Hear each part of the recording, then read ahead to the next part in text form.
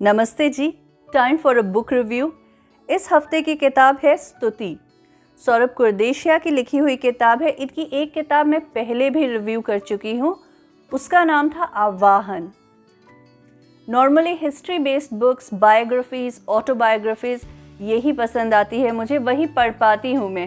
Fiction में मेरा मन नहीं लगता, लेकिन सौरभ कुरदेशिया की राइटिंग का कमाल है कि उनकी दूसरी किताब स्तुति भी मैंने पढ़ ली है।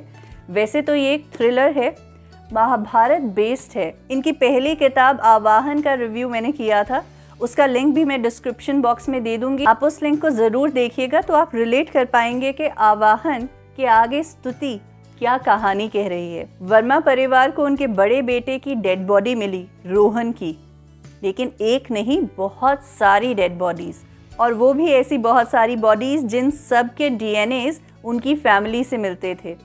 रोहन के कमरे में मिली पांडुलिपि का भेद स्तुति में खुला है कि नहीं खुला है, ये आपको खुद पढ़ना पड़ेगा, क्योंकि सौरभ कुरदेशिया ने मुझसे रिक्वेस्ट किया था कि आप कहानी बता देते हो पूरी, थ्रिलर का मज़ा चला जाएगा। तो स्पेसिफिकली इस किताब की आप पूरी कहानी नहीं बताइएगा, इसलिए only for your wonderful writing Saurabh मैं इसकी स्टोरी नहीं बता रही हूँ, इसलिए ये बुक रिव्यू है, किताब की कहानी नहीं है ये। सौरभ कुरदेशिया इंडियन आईटी वर्ल्ड का जाना माना नाम है, पिछले 20 साल से किताबें लिख रहे हैं। इनके लिखे थ्रिलर्स पढ़ने के आपको 2 फायदे होंगे। जिस तरह कभी कभी होता है ना कि स्किप कर दो पेज, हम सेंस बना लेंगे।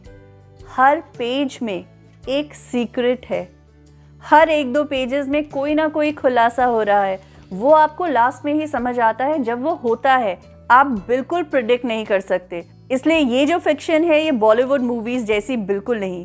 दूसरी खास बात इस किताब की ये है कि किताब की कहानी जो है, रोहन की कहानी और वर्मा परिवार की कहानी, वो और महाभारत की कहानी साथ साथ चल रही है। तो सौरभ कुरदेशिया की किताबें पढ़ते हुए आपका दिमाग बहुत बिजी रहता है।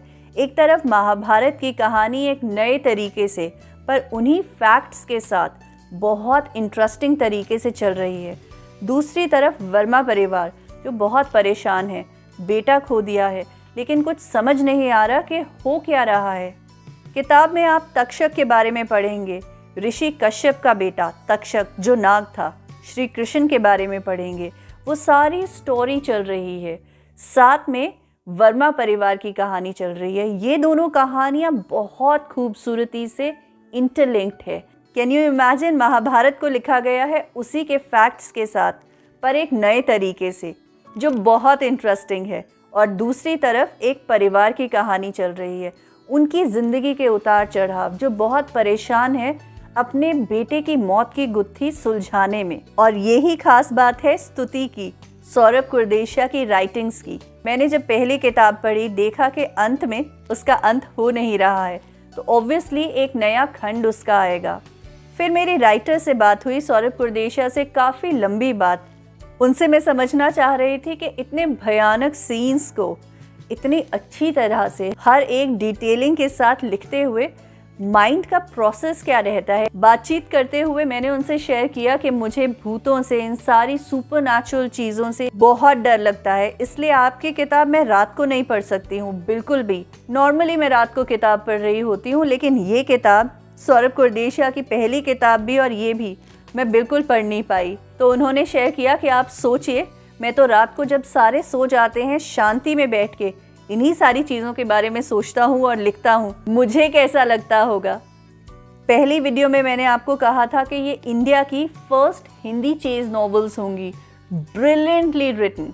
और दूसरी किताब पढ़ने के बाद आपको कहना चाहती हूँ कि ये इंडिया की फर्स्ट हिंदी चेज नॉवेल्स हैं।